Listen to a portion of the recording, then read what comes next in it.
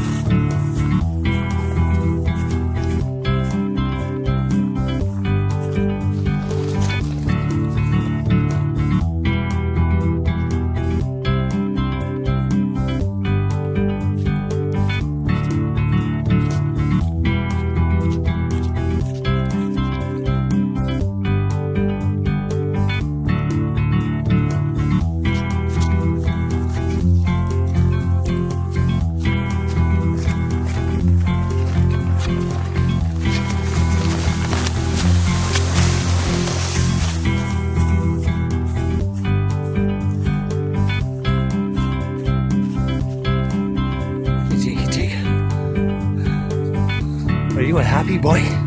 Happy boy?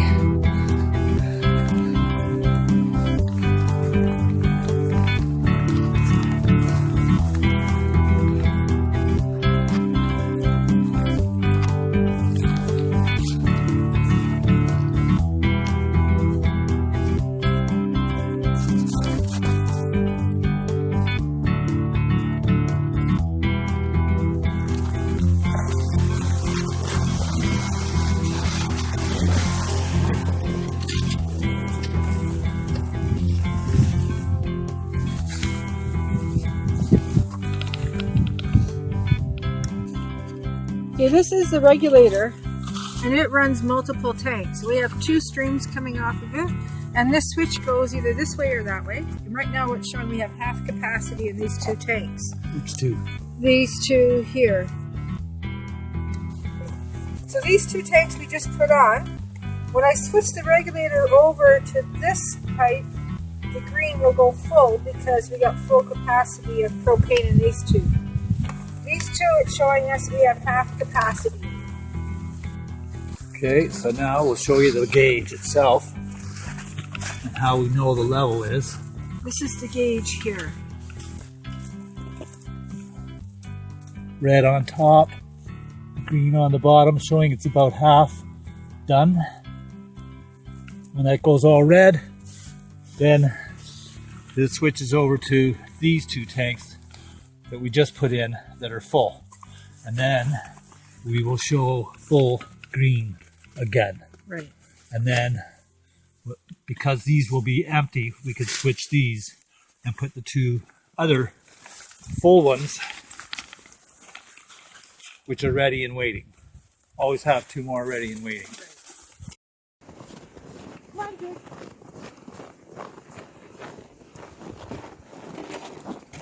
Coming in, Jake.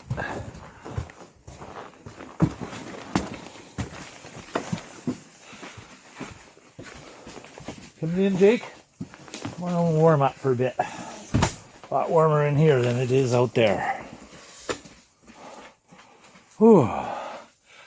Well, this is the cabin, folks. As you can see right now,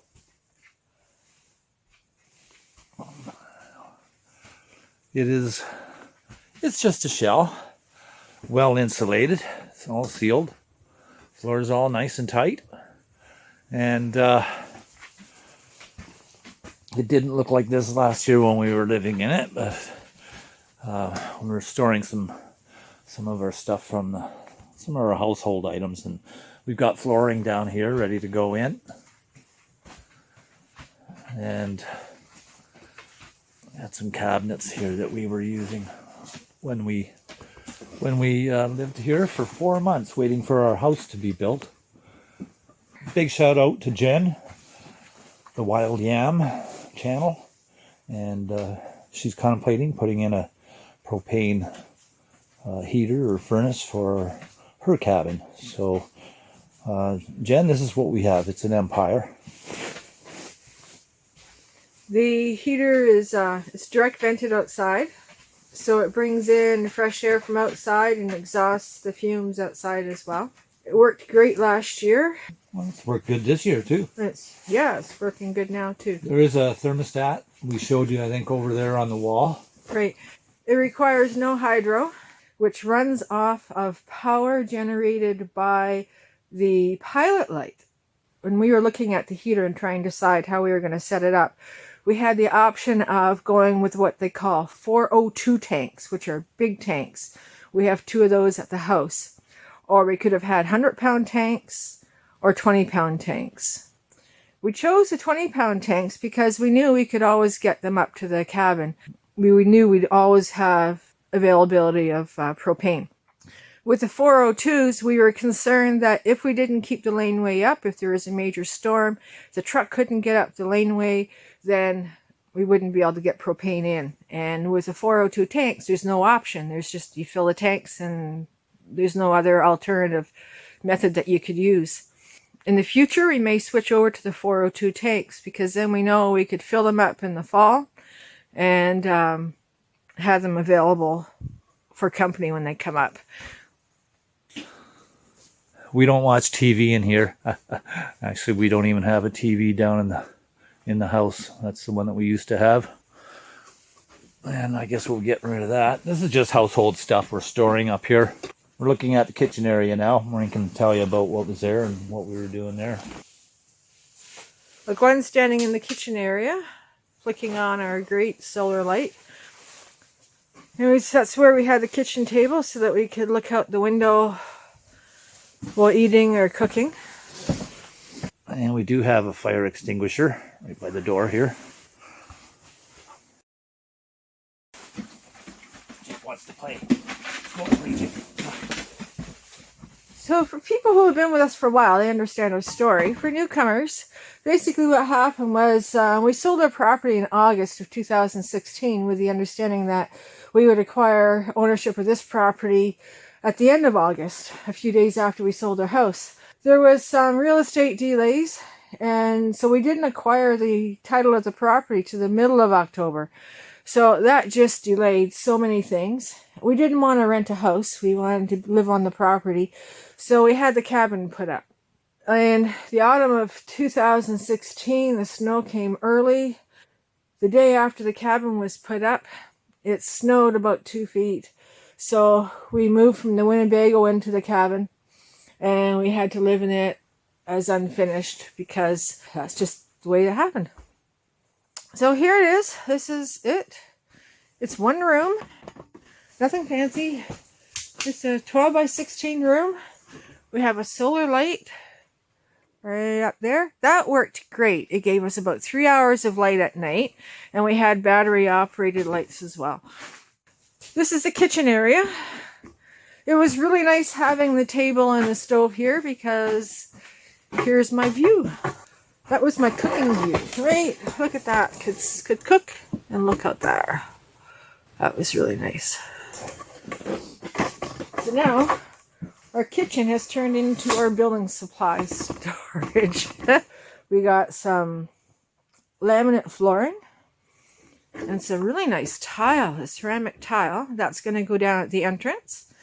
This, I believe, is going to be for a splashback around the counter. We've been tossing back and forth what to do with the rest of the wall finish. We thought about all different types of finishes. The ceiling, too.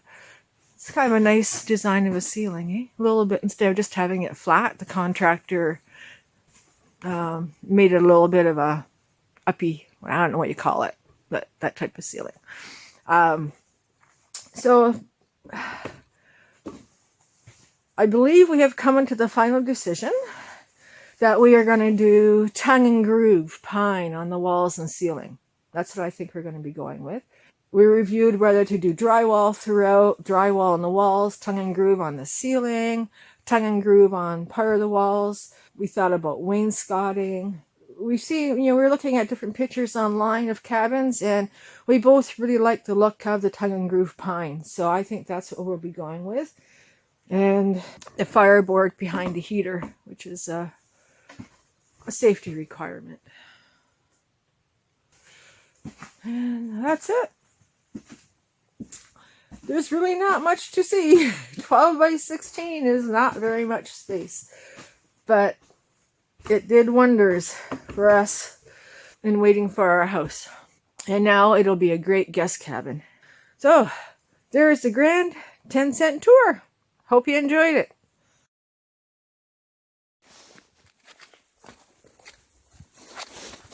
Brr, it is cold. Man, that is some cold. Come on, Jake. Walking along the cabin trail not only gives me a little exercise in fresh air, it gives me the opportunity to reconnect with my surroundings, to reconnect with nature, to take it all in and just be in the moment. Nature should be appreciated, shared, and respected. It should be preserved, cared for, and protected for future generations. That's my motto, and I'm sticking to it. And as I drink in the beauty and serenity as I walk, it allows me to think and to reflect. Having lived all winter in our cabin while waiting for our house to be built, our lives became a lot simpler. We had to put about 90% of our stuff in storage, and the funny thing was that after about 30 days of being settled into the life at the cabin, we didn't really miss most of that stuff. Yeah, we noticed that we missed some of the everyday gadgets and conveniences at first, almost like a junkie going through withdrawal. But that was a telling lesson that proved just how attached we'd become to things and electronics, but we also noticed how uncluttered and how uncomplicated life had become at the cabin. As we disconnected, we became aware of the connection with nature, and that connection was even stronger than it had previously been, living the dream and truly enjoying every moment. We chose to have less screen time in exchange for more green time.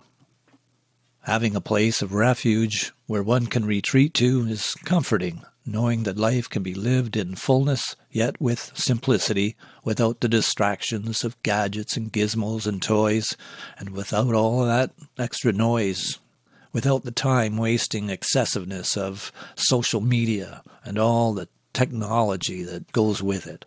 Disconnecting can mean reconnecting with your world, reconnecting face-to-face with people and having a conversation, getting to know your neighbor, reconnecting with nature, with those people, and with real places, reconnecting with life and loving it. So cabin life showed us by its very nature how to get by with less and experience more. When space for living accommodation is limited and at a premium, it makes one assess what is really essential and what is simply excessive convenience. We became aware of how our conveniences created more reliance, while shedding many of those conveniences made us more self-reliant, less dependent on corporations for consumer products and disposable items, less dependent on the infrastructure, which could go down at any time. Being less dependent on disposable consumer products and less dependent on infrastructure opens the door for alternatives, and we become less reliant and less dependent on those systems, on those electronics and devices. It creates a feeling of freedom, a feeling of being unencumbered and of being less attached to the things we were once so dependent on that filled our daily lives. So living in the cabin became a way to find relaxation, peace, and serenity, and a simpler way of living. It's true that having fewer conveniences saved us a lot of money, because usually the more convenient something is, the more time or energy it saves you, but the more it costs. And having that convenience on a daily basis breeds dependence. And when the grid goes down and the power is out, or the water shuts off, The internet goes down, gadgets don't work, there's no GPS, no Google, no TV. That's when the realization kicks in that shows just how addicted society has become to the grid, to consumption, and to gadgets, and to technology. Don't get me wrong now, I'm not saying we should all go back to the 1800s or become a recluse and shun society. I'm just saying that being aware of what you really need and what you really want helps one to assess one's life and to set goals that, when attained, will enrich one's life and create meaningful experiences and relationships. We make choices in our lives, and the choices we make determines the life we lead. If you want to be more connected to nature, then make choices that support that desire. I grew up in the smog of the big city, and I made choices that would support a different lifestyle many years ago. And when all those choices added up, they combined to create the life we now lead. Finding a balance is key. Simple living may not be all that convenient, but it can create less stress and has the ability to create a wonderful lifestyle full of abundance in health and happiness, abundance in peace and serenity. And for me, that's just all part of the bounty of cabin life. Ooh, that has been really cold, that wind. Wow.